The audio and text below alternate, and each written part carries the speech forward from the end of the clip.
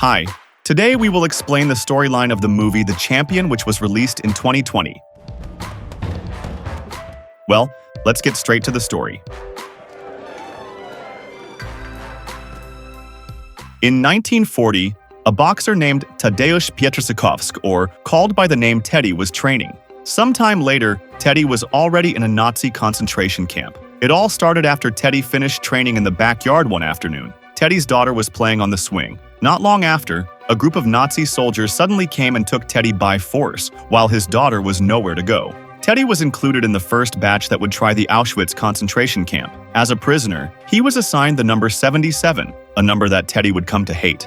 The prisoners were told that they would not be able to get out of there. The only way out was through the chimney of the cremation chamber. From this place, countless prisoners died due to overexertion and the stress of being forced to work. Even for meals, the soup looked like dirty, cold, and tasteless water, making anyone who was hungry lose their appetite. The annuals were forced to work quickly to build the concentration camp fence. It was then that a whisper was suddenly heard, and one of the prisoners, an old man, told him how to escape. Unfortunately, he later died at the hands of an officer holding a shovel. Suddenly, a young prisoner named Janek came up to Teddy. He recognized Teddy's work as a Polish boxer who had never been defeated. However, Teddy responds without enthusiasm and asks Janek not to discuss it. The next day, Teddy was told to deliver a chair to the house of a Nazi general. He didn't say much and just looked down. Just then, the general's wife and servants came down the stairs. They went for a walk to a nearby park, followed by the general's son. Seeing that the house was quiet, Teddy secretly stole an apple from the table. He stuffed it into his shirt without being noticed by the general, who soon came out of his room. Back at the carpentry workshop, Teddy gives the apple to Janek, who then shares it with an old prisoner. Suddenly, a team of officers entered to take a number of prisoners, including Teddy and Janek, to be executed. Before being shot, the prisoners were told to line up in threes. Teddy and Janek were told to put an apple on their heads, but Teddy ate the apple, while Janek quoted a German play called Wilhelm Tell, written by Friedrich Schiller. As a result of this action, Teddy and Janek were not shot, but whipped 25 times each. The cancellation was later complained about by a registrar who had already written the deaths of 5 people, while only 3 had been executed. Therefore, the general came up with a simple solution. He called 2 innocent prisoners to move the bodies of the dead prisoners. He also shot both of them to match the officer's record. Meanwhile, as a result of the flogging, Janek immediately developed a fever. That same night, special activities for Jewish prisoners were carried out. They were separated from the Polish prisoners. A little girl asked where they were going, but soon, screams of fear were heard. The next night, the Polish prisoners still completed the same task. However, this time the overseer acted arbitrarily. While they were enjoying a sausage, he suddenly threw the sausage and made 2 prisoners fight over it. They struggled for the sausage as if they had never been fed. Until finally, one of them got the sausage, but the officer was not satisfied. He ordered them to slap each other until one of them fell down, but after that he did not want to give him the new sausage he had eaten. He said it was only the first round. After one of the prisoners fell, the officer pulled Teddy. This time, Teddy continued to dodge punches, making the officer feel challenged. His movement reflexes automatically dodged the punch and instead made his fellow officer fall. Other officers arrived to see the situation, including a Nazi professional boxer named Walter, who stepped in to spar with Teddy. Janek was no longer focused on his work. He was watching Teddy fight Walter, who seemed arrogant that he could beat Teddy so easily. No one knows Teddy's background other than Janek, and that works in his favor. He remained calm but alert to avoid the boxer's attacks. In the end, he threw one punch right in Walter's face. Because of his victory, Teddy was entitled to eat a lot of bread, so he shared the bread with the other prisoners. The next morning, he met Walter, who was washing his hands to ask for food and medicine. However, Walter only said he had to try to get them. That day, Teddy and Walter were taken to meet Nazi officials, where they learned of Teddy's true background and achievements. The higher-ups were dismissive of Teddy's appearance as he didn't look like a winner. But despite this, Teddy was still given the opportunity to step into the ring. His first match was against a boxer outside Auschwitz. In the beginning, his opponent was passionate and confident of winning. However, as the match progressed, Teddy's ingenuity began to show as he waited for the momentum to strike back. Towards the end, he bombarded his opponent with punches until he finally won. As a reward, Teddy was transferred to a horse farm. He was also given free treatment from a doctor. He completely changed his fortunes in this camp, going from being underestimated to being respected. After his treatment, Teddy asked permission to visit the sick cell. Here, he saw how many prisoners were suffering. However, the medicine provided was deliberately limited. A doctor hoped Teddy could get them some medicine. On the spot, Teddy promised to make that wish come true. However, Teddy admitted that he needed time. At the general's house, dinner was in progress. His only son, Rudy, asked permission to ask a question. He picked up a large book containing newspaper clippings about the victory of a black American boxer. The boy asked why the German boxer had lost to the American. His father replied that boxing was a peasant sport. Away from the general's house, the camp officials gathered at a regular event to entertain them. Teddy spent his days focusing on his physical training while working on the horse farm. He didn't worry about food because bread was always available.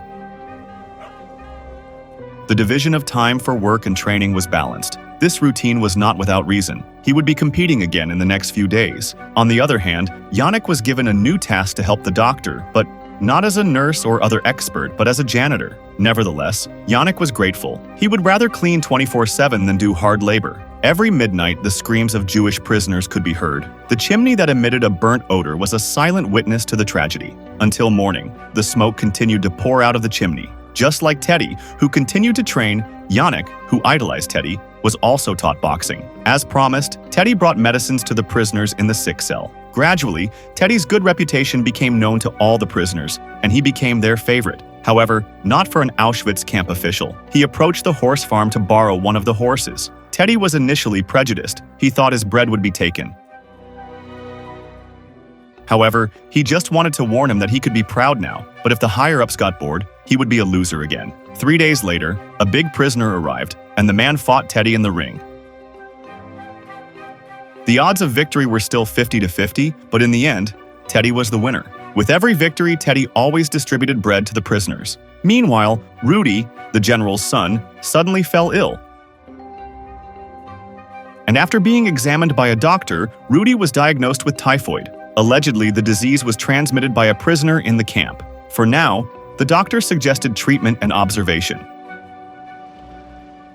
On the other hand, Teddy saw an unpleasant sight after his multiple victories. All his defeated opponents were executed and thrown away as far as possible. One night, Teddy couldn't sleep, so he quietly left his room and approached Yannick, who was sitting alone outside. Yannick told him he was looking up at the stars. According to him, his father was up there in the company of angels. Teddy comforted Yannick by saying that his father must be proud to see Yannick. Teddy also said that it was time for him to stop competing. However, Yannick said that this was no longer a sport, but Teddy's fight for the prisoners. On the other hand, Teddy, who is always overfed, is now distributing bread to the children. Yannick arrives with a package, which turns out to be a wooden carving of an angel. Yannick gave it to a girl with prisoner number 269. Meanwhile, bad news befalls the general. It turns out Rudy died of typhus. No one in the camp knew about this, and he would cover it up even though he was very sad. He felt that this was the risk of living in close proximity to strangers. The same sadness befell the Jewish prisoners at Auschwitz. They were told to line up, but never knew what to do afterward.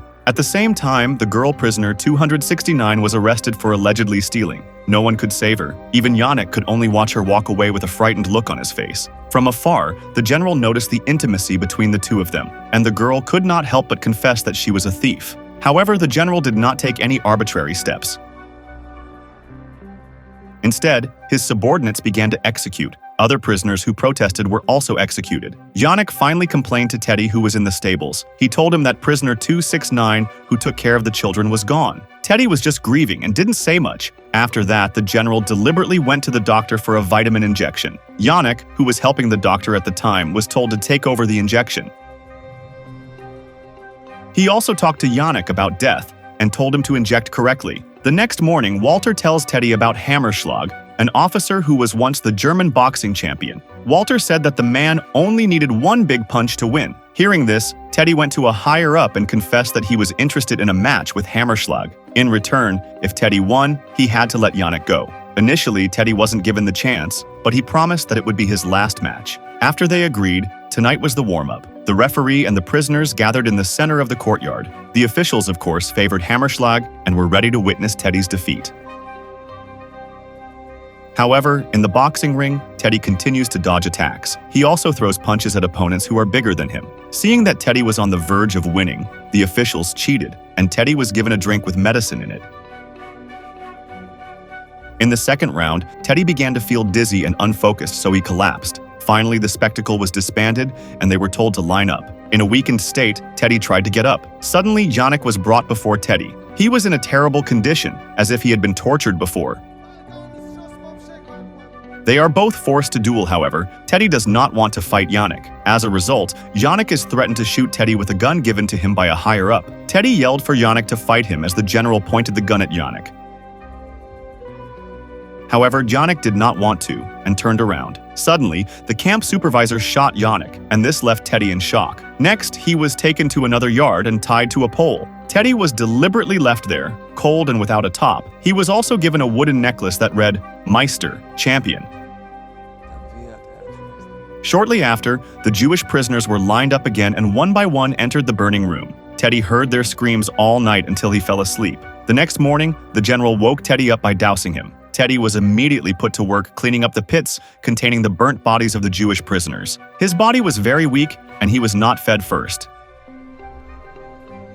In the pit, Teddy lay down because he was so weak. Unintentionally, he saw the wood carving that Yannick had given to the 269th prisoner girl. Seeing it, Teddy's spirit was rekindled. At the same time, the higher-ups were watching Hammerschlag against other prisoners. Everyone became bored because Hammerschlag kept winning. This was a source of pride for the Nazis watching it. Suddenly, Teddy emerged from the audience and climbed into the ring uninvited. The higher-ups saw this as a betting opportunity, some of them favoring Teddy. The match began.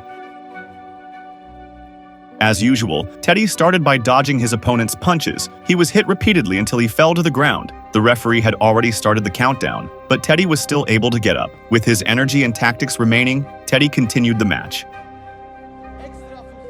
He was hit again, but tried to stay on his feet. Finally, at the last moment, he managed to parry Hammerschlag's punch with his head, injuring his hand. In just 2 blows, Hammerschlag fell. Teddy's victory was warmly welcomed by the prisoners and the people who bet on him.